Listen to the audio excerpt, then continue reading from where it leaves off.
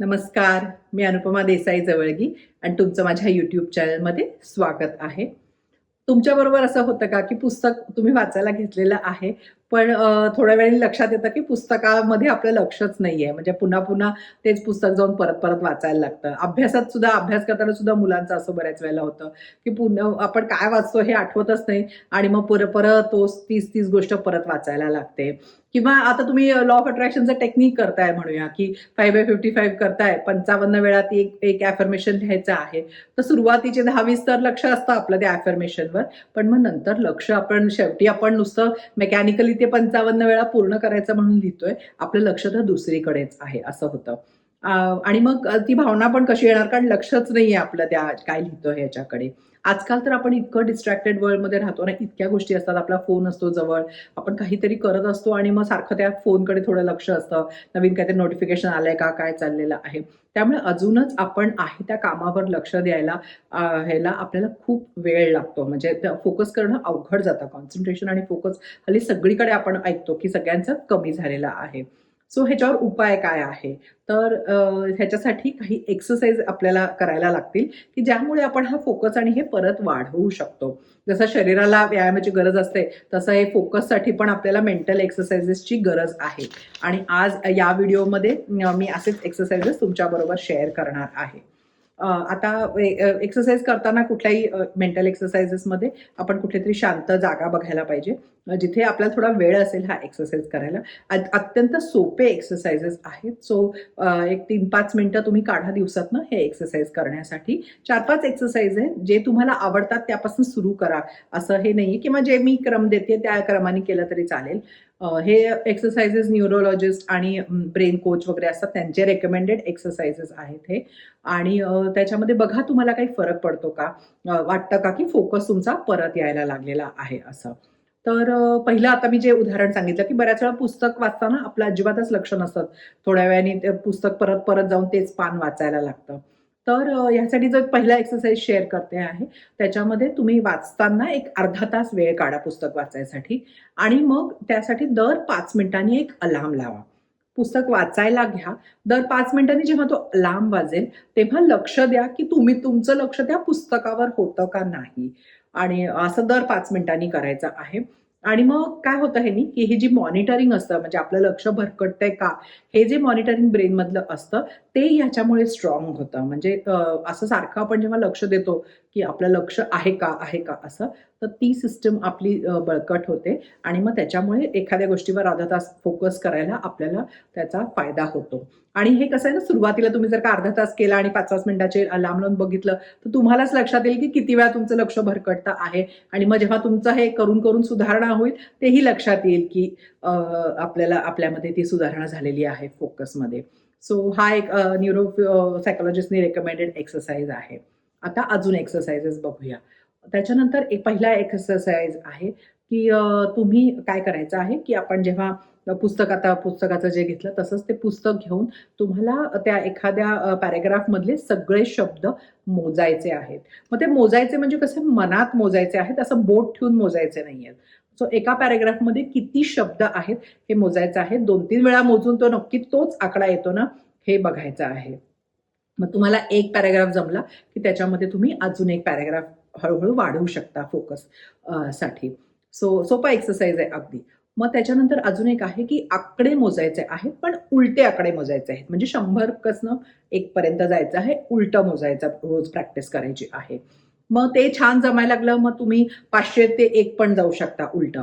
किंवा काय करू शकता, की मधलं जे अंतर असतं म्हणजे 100, 99 असं न करता 100, 97, 94 असं मग ते 3, 5 असे गॅप करून ते उलटीकडनं मोजायचं आहे. सो हा एक ब्रेनचा फोकस वाढायला खूप चांगला एक्सरसाइज आहे. करून बघा. आणि आधी किती जमतं, किती वेळ लागतो हे उलटं मोजायला आणि आपोआपच आपल्यात किती सुधारणा झाली आहे, हेही बघायला या एक्सरसाइजचा खूप उपयोग होतो. आता पुढचा एक्सरसाइज. पुढचा एक्सरसाइज हा एक ऑब्झर्वेशन एक्सरसाइज म्हणतात. त्या ऑब्झर्वेशन एक्सरसाइजमध्ये कुठली एक वस्तू घ्यायची आहे. मग अगदी वस्तू असेल, फळ, फूल काही असं काहीतरी असेल, घरात असलेली कुठलीही वस्तू घ्या आणि त्याच्याकडे 3 ते 5 मिनिटं नुसतं लक्ष द्यायचं आहे समोर ठेवून. आता ह्याच्यामध्ये ना बऱ्याच वेळेला आपण जेव्हा बघायला घेतो तेव्हा आपलं स्वतःशीच एक मनात डायलॉग सुरू होतो, ती वस्तू काय आहे, त्याचं का इथे काय आहे, काही असेल असं. सो त्या ह्याच्याबद्दल काही त्याचं वर्णन करायचं नाहीये, काहीही करायचं नाहीये. फक्त आणि फक्त त्याच्याकडे बघायचं आहे, ऑब्झर्व करायचं आहे. सो हा एक्सरसाइज म्हणून हे आहे, की आपलं बघा तुम्ही पहिल्यांदा बघायला लागलं ना, की सारखं डोक्यात सुरू होतं, हे इथेच काय आहे, ह्याचं काय आहे असं.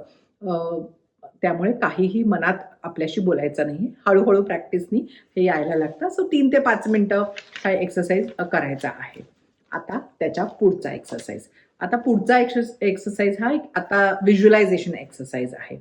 आता व्हिज्युअलायझेशन तर आपण किती वेळा चॅनलवर त्याचं महत्त्व सांगितलेलं आहे, त्याच्या मागचं सायन्स सांगितलेलं आहे आणि आपण सगळ्या टेक्निकच्या मध्ये व्हिज्युअलायझेशन तर एक खूप महत्त्वाचं आहे आणि व्हिज्युअलायझेशन करताना सुद्धा बऱ्याच वेळेला तुमच्या लक्षात येतं, की व्हिज्युअलायझेशनमध्ये आपलं लक्षच आणि मन राहत नाही त्याच्यामध्ये. म्हणजे आपण तिथे वेगळाच विचार करायला लागतो. अगदी ठरवतो व्हिज्युअलायझेशन करायचं आहे, पण किंवा ते असं जसं म्हणतो आपण लॉ ऑफ मध्ये नेव्हिल गॉडर्ड यांच्या टेक्निकमध्ये एक छोटासा रील करायसारखं करायचं आहे आणि ती परत परत मनात प्ले करायची आहे. तर पहिल्यांदा तर ते प्ले होते, पण नंतर मग आपलं लक्ष फारच इकडे तिकडे जायला लागतं. ते परत परत ते आपण करू शकत नाही. सो त्या सगळ्या गोष्टींसाठी हा जो व्हिज्युअलायझेशनचा हा एक्सरसाइज आहे तो खूप उपयोगाला येतो. तर या एक्सरसाइजमध्ये काय करायचं आहे, आपण जसं आता ऑब्झर्वेशनचा एक्सरसाइज केला, की एक वस्तू समोर ठेवून बघितली. ऍक्च्युली हा जो व्हिज्युअलायझेशनचा एक्सरसाइज तुम्ही त्या एक्सरसाइज नंतर लगेच करू शकता. तर ती कुठली गोष्ट घ्या आणि त्याला सगळीकडनं नीट बघायचं आहे. तर आता माझ्यासारखा इंजिनियर असला तर तुम्ही इंजिनिअरिंग ड्रॉइंगमध्ये कसं बघतो ना, वरनं कसं बघतो, साईडनं कसं दिसतंय, खालनं व्ह्यू कसा आहे, असं सगळ्या बाजूनी त्या गोष्टीकडे नीट लक्ष देऊन बघायचं आहे. त्याचं टेक्स्चर कसं आहे, त्याचं फुल फळ असलं तर त्याचा वास कसा येतो त्याच्यातनं, असं सगळ्या गोष्टी, रंग कसे आहेत, हे सगळं जितकं विविड म्हणजे विविड बघता येईल त्यातल्या सगळ्या गोष्टी त्याच्यात आपण नीट लक्ष देऊन बघायचं. आकार असेल, सगळं नीट एक गोष्ट बघायची आहे आणि मग डोळे मिटायचे आहेत आणि तशीच्या तशी ती गोष्ट मनामध्ये आपण त्याचं चित्र काढायचा प्रयत्न करायचा आहे. आणि मग ती सगळ्या बाजूनी कशी दिसत होती, त्याचा आकार कसा होता, रंग, सगळं जितकं आपल्याला त्याच्यामध्ये हे करता येईल, ते खऱ्यासारखं आपल्याला ते डोळ्यासमोर ते चित्र पूर्ण आणायचं आहे. आता ह्याच्यामध्ये जर का मध्ये तुम्हाला असं वाटलं सुरुवातीला, की नीट आपल्याला आठवत नाहीये, मध्ये काहीतरी राहिलं आहे बघायचं, तर तुम्ही डोळे उघडून पुन्हा ती गोष्ट बघा आणि मग ती न बघता डोळे मिटून ती सेम तसं चित्र तुमच्या समोर तुम्हाला करता आलं पाहिजे. तर ह्याच्यामुळे आपोआपच व्हिज्युअलायझेशनचा जो मसल आहे आपला मेंदूतला तो स्ट्रॉंग होतो आणि ह्याचा आपल्याला पुढे खूप फायदा होतो. सो हा एक एक्सरसाइज झाला. आता ह्याच्यानंतरचा एक एक्सरसाइज आहे 5वा, तो असा आहे, की आपण एखादा शब्द घ्यायचा आहे. कुठलाही पॉझिटिव्ह एखादा शब्द घ्यायचा आहे. मग प्रेम असेल, तुम्ही लव्ह म्हणा, अबंडन्स म्हणा, पॉझिटिव्ह काही विचार, असं काही कुठलाही शब्द असेल तुमचा, तो घ्या तुम्ही शब्द आणि तो मनात फक्त सारखा म्हणायचा आहे. मोठ्यांदा नाही, लिहायचा नाही, काही नाही. फक्त मनात तो शब्द रिपीट करायचा आहे. मग एखादा तुमचा मंत्र असेल तसं काही हरकत नाही, कुठलाही शब्द आणि तो परत परत तोच रिपीट करायचा आहे, परत तोच म्हणायचा आहे मनामध्ये. तुमचं लक्ष इकडे तिकडे गेलं तरी सुद्धा पुन्हा त्या शब्दावर आपलं लक्ष घेऊन यायचा प्रयत्न करायचा आहे. सो हा पण अगदी सोपा एक्सरसाइज आहे. आता कुठल्याही एक्सरसाइजला आपण नेहमी म्हणतो, की जिमला एक दिवस जाऊन काही आपले स्नायू होणार नाहीयेत बळकट. तसंच आहे हे, मेंदूच्या स्नायूंना पण काम करायला लागणार आहे आणि ह्याच्यामध्ये सुद्धा सातत्य हे फार महत्वाचं आहे. सो एखाद्या आपण नेहमी म्हणतो 21 दिवस, तसं तरी काहीतरी करायला, की 21 दिवस तुम्ही हा एक्सरसाइज करून बघणार आहे. आणि खरं तर काय होतं, आपण जेव्हा करायला लागतो हे एक्सरसाइजेस, तेव्हा आपल्याच लक्षात येतं, की आपल्या ह्याच्यामध्ये खरंच सुधारणा झालेली आहे आणि मग करायला पण उत्साह येतो. सो निदान थोडंसं तरी कन्सिस्टंटली एक्सरसाइज करायचा प्रयत्न करा. सगळं एकदम करायला पाहिजे असं नाहीये. यातला तुम्ही एखादा एक्सरसाइज तुम्हाला वाटला तर तो आधीच सुरू करा. खूप वेळ लागत नाही एक्सरसाइजला आणि खरं सांगू का, जेव्हा आपलं फोकस किंवा कॉन्सन्ट्रेशन वाढतं ना, तेव्हा आपली खूप वेळेची बचत होते. म्हणजे ह्या एक्सरसाइजसाठी जी काही मिनिटं लागणार आहे ना, त्या मानाने आपला जो बचत होणार आहे वेळेची, ती खूप असणार आहे. कारण तेच गोष्टी परत लक्ष देऊन परत करणे, याच्यामध्ये खूप वेळ वाया जातो. सो करून बघा. कारण इतक्या डिस्ट्रॅक्टेड वर्ल्ड मध्ये ना आपला फोकस असणे, आपलं कॉन्सन्ट्रेशन असणे हे आजकाल फार महत्त्वाचं झालेलं आहे. म्हणजे फोकस कॉन्सन्ट्रेशन आपण असं म्हणू शकतो की एक सुपर पॉवर झालेली आहे आपली आहे. तर ती आपण या एक्सरसाइजेस आणि ह्याच्यामधून मिळवायचा प्रयत्न करूया. कुठल्याही वयाची लोक हे करू शकतात. स्टुडंटसाठी तर अत्यंत महत्त्वाचं आहेच आहे. पण आय थिंक मला वाटतं की हे जे एक्सरसाइज आपल्याला सगळ्याच कामांमध्ये ह्यांचा उपयोग होतो. कारण बऱ्याच वेळेला असं होतं आपण करत काहीतरी असतो, आपलं लक्ष कुठेतरी असतं. सगळ्या टेक्निकसाठी या फोकसचा खूप उपयोग होतो. सो करून बघा आणि मला सांगा कसं वाटतंय, कुठला एक्सरसाइज तुम्ही सुरू केलाय आणि फरक पडल्यावरही कळवा. स्टुडंट वगैरे कोणी असले तुमच्या ह्याच्यामध्ये तर त्यांच्याबरोबर नक्की शेअर करा. आवडला तर लाईक करा, चॅनलला सबस्क्राईब करा आणि असंच पुढच्या व्हिडिओमध्ये एक नवीन विषय घेऊन भेटूया. थँक्यू.